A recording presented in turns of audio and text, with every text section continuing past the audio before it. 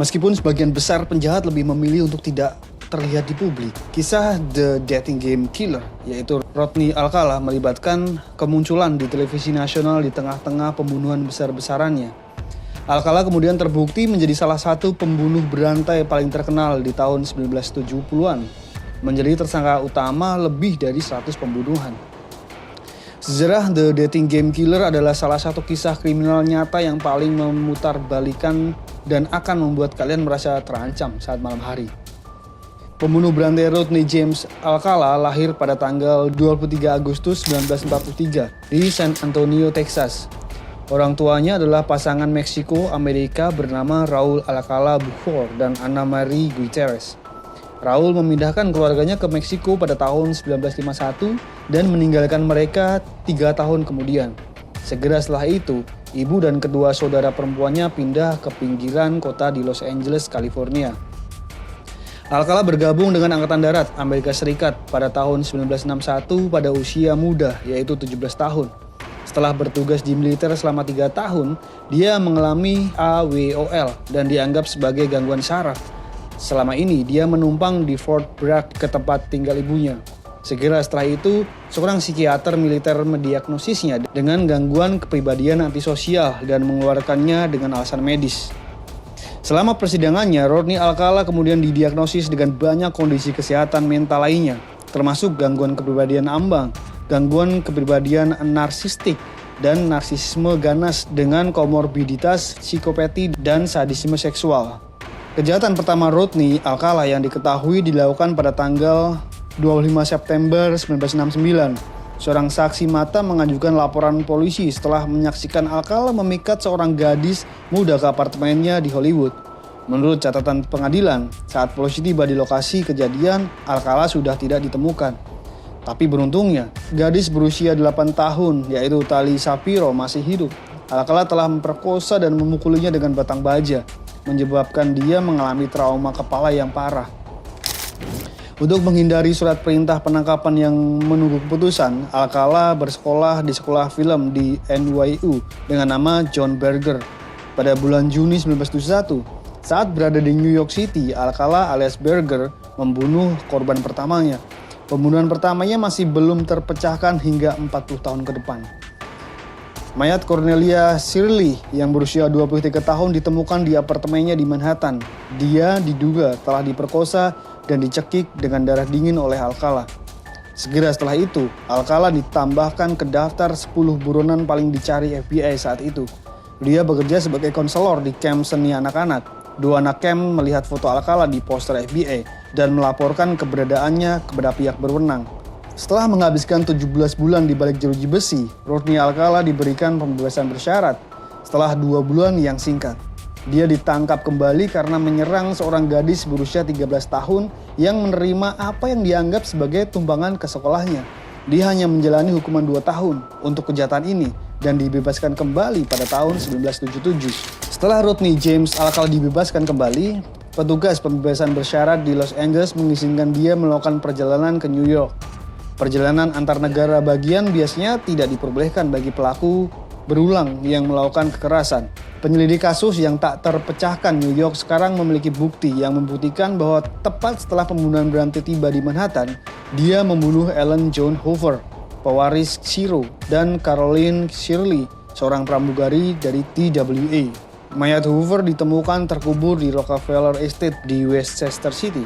Terbukti sebagai ahli penyamaran, Alcala bekerja sebagai juru ketik untuk Los Angeles Times pada tahun 1978. Setelah berhasil lolos meskipun statusnya sebagai pelanggar seks terdaftar. Satuan Tugas Hillside Strangler mewawancarainya saat dia bekerja di sana sebagai bagian dari penyelidikan mereka terhadap pelaku kejahatan seksual yang diketahui. Para penyelidik mengesampingkan Alcala sebagai tersangka, tetapi menangkapnya karena kepemilikan ganja. Kemudian pada tahun 1978, pembunuh berantai Rodney Alcala muncul di sebuah TV show yaitu The Dating Games. Ketika episode acara kencan ditayangkan, Alcala berada di tengah-tengah pembunuhan besar-besarannya. Pada saat itu, tidak ada yang tahu bahwa sesama kontestan acara permainan itu adalah seorang sosiopat yang sangat kejam. Entah bagaimana, Alcala memenangkan acara tersebut. Sherry Bradshaw memilihnya dari 3 kontestan. Namun ketika dia akhirnya bertemu dengan kontestan pemenang, kegembiraannya dengan cepat memudar karena dia menyesal memilih Alcala. Keesokan harinya, Bradshaw menelpon kantor acara untuk memberitahu koordinator kontestan yaitu Alan Metzger bahwa dia tidak merasa aman berkencan dengan Alcala. Alan ingat saat dia berkata dengan panik bahwa dia tidak bisa berkencan dengan pria ini. Ada perasaan aneh yang keluar dari dirinya. Orang ini sangat aneh dan dia merasa tidak nyaman. Berkat menaluri Bradshaw, dia terhindar dari menjadi salah satu banyak korban Alcala. Setelah kemunculan Alcala di game tersebut, dia membunuh 3 wanita muda. Profiler kriminal Pat Brown berspekulasi bahwa penolakan Bradshaw bisa jadi menjadi pemicu pembunuhan besar-besarannya. Saat membahas penolakan Alcala, Brown menyatakan itu adalah suatu yang tidak akan dia terima dengan baik. Pembunuh berantai biasanya tidak memahami penolakan. Mereka berpikir ada sesuatu yang salah dengan gadis itu. Kemunculannya di game kencan ini nantinya membuat Alcala mendapat gelar The Dating Game Killer. Sementara itu, Robin Shamsu, seorang gadis muda dari pantai Huntington, diculik oleh Alcala pada tanggal 20 Juni 1979. Dia menculik anak berusia 12 tahun itu saat dia bersepeda menuju kelas baletnya. 12 hari setelah penculikan, mayat Shamsu yang membusuk ditemukan di kaki bukit Los Angeles. Selama penyelidikan, salah satu teman Shamsu mengatakan kepada polisi bahwa seorang pria asing mendekati mereka di pantai dan bertanya apakah dia boleh memotret mereka. Dia memberi mereka gambaran tentang pria tersebut yang segera diidentifikasi oleh petugas sebagai Alcala. Pada bulan Juli 1979, The Dating Game Killer ditangkap atas pembunuhan Shamsu dan dia ditahan tanpa jaminan. Kemudian pada tahun 1980, Alcala dijatuhi hukuman eksekusi atas pembunuhan gadis muda tersebut. Namun, Mahkamah Agung California kemudian membatalkan putusan tersebut dengan menyatakan bahwa hal tersebut tidak diperbolehkan karena para juri tidak diberi informasi yang benar mengenai kejahatan seksual yang dilakukannya sebelumnya. 6 tahun kemudian, persidangan yang hampir sama diadakan dengan menghilangkan kesaksian dari catatan sebelumnya. Alcala kemudian dijatuhi hukuman mati sekali lagi. Pada tahun 2021, Alcala mengajukan banding dan diberikan persidangan ketiga. Selama persidangan baru, panel pengadilan banding Amerika Serikat ke-9 membatalkan hukuman matinya. Majelis memutuskan bahwa persidangan kedua tidak sah karena hakim menolak mengizinkan saksi memberikan kesaksian untuk mendukung pernyataan pembela bahwa penyidik polisi menghipnotis penjaga taman yang menemukan tubuh Shamsu yang dimutilasi. Penuntut pada sidang ketiga pembunuhan Shamsu memutuskan untuk menjalankan DNA Alcala melalui sistem meskipun dia keberatan. Komponen penting ini menunjukkan bahwa dialah pelakunya dalam 4 pembunuhan brutal lainnya. Korbannya adalah Jill Burcombe dan Georgia Wickstead pada tahun 1977, Charlotte Lamb pada tahun 1978, dan Jill Perensiu pada tahun 1978. Dalam penyelidikan lebih dalam, polisi juga menemukan tanda terima loker penyimpanan di negara bagian Washington di rumah Ibu Alcala. Yang mengejutkan mereka menemukan anting-anting dari Shamsu di loker tersebut. Bukti penting ini memastikan keputusan untuk Alcala, sehingga jaksa penuntut menghubungkan kelima pembunuhan tersebut menjadi satu kesatuan. Pada tahun 2006, Mahkamah Agung California mengabulkan permintaan persidangan berikutnya. Persidangan baru dimulai pada bulan Februari tahun 2010 di Santa Ana, California. Di mana Alcala mewakili dirinya sendiri. Sidang ini adalah sebuah tontonan. Pada satu titik, The Dating Game Killer menjadi saksi untuk pembelaannya sendiri, di mana dia melakukan tanya jawab selama 5 jam. Dia juga mengklaim anting-anting Shamsu yang ada di gudang adalah miliknya. Meskipun ia berjuang mati-matian melawan tuduhan pembunuhan Shamsu, ia tidak menunjukkan tekad yang sama dalam membela diri terhadap pembunuhan 4 perempuan lainnya. Dia mengaku tidak ingat apa yang terjadi, jadi dia pasti tidak membunuh wanita lain. Alcala memainkan Alice Restaurant sebagai bagian dari argumen penutupannya selama persidangan, sebuah lagu di mana sang protagonis mengungkapkan keinginannya untuk membunuh seorang psikiater. Juri memutuskan Alcala bersalah setelah kurang dari 2 hari pertimbangan. Mereka mendakwanya dengan 5 tuduhan pembunuhan tingkat pertama dan dia dijatuhi hukuman mati untuk ketiga kalinya. Kasus Alcala semakin kacau. Selama bertahun-tahun, pria tersebut telah mengumpulkan lebih dari 1.000 foto wanita, remaja perempuan, dan anak laki-laki. Banyak dari foto-foto yang meresahkan ini menggambarkan modelnya dalam keadaan telanjang dan dalam pose seksual yang sangat eksplisit. Setelah Alcala divonis bersalah dan dijatuhi hukuman mati, Penegak hukum merilis 120 fotonya ke masyarakat umum. Mereka berharap orang-orang dapat membantu mengidentifikasi individu dalam foto tersebut. Dalam beberapa minggu setelah foto tersebut dirilis, 21 wanita mengidentifikasi diri mereka sendiri dan 6 keluarga mengidentifikasi orang-orang tercinta yang hilang. Hingga tahun 2019, masih terdapat sekitar 109 foto tak dikenal yang beredar di internet.